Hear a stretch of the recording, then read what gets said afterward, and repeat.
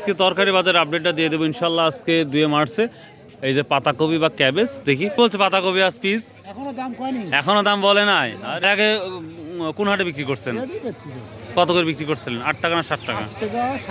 8 টাকা 60 টাকা, তার মানে রমে যাওয়ার সম্ভাবনা আছে। Thank you. আমরা স্যালারি দেখবো। ডাটা শাক কত করে আটি বলতেছে ভাই?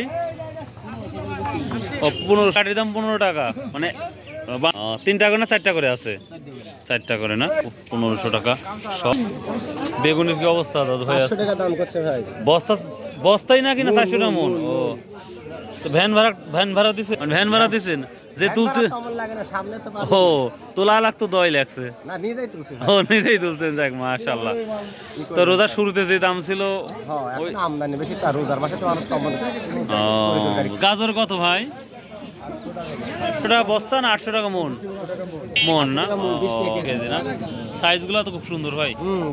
আর এই যে ফুলকপি, এটা কত করে বলছে আজকে? 900-700 টাকা। রোজা লাগে, রোজার কারণে খাচ্ছে না কেউ। আপনি কি পাকিস্তানের আমলে কি জন্মেছেন নাকি? না, হ্যাঁ পাকিস্তান আমলে। ও মাশাআল্লাহ মাশাআল্লাহ, বুঝতে পারছি।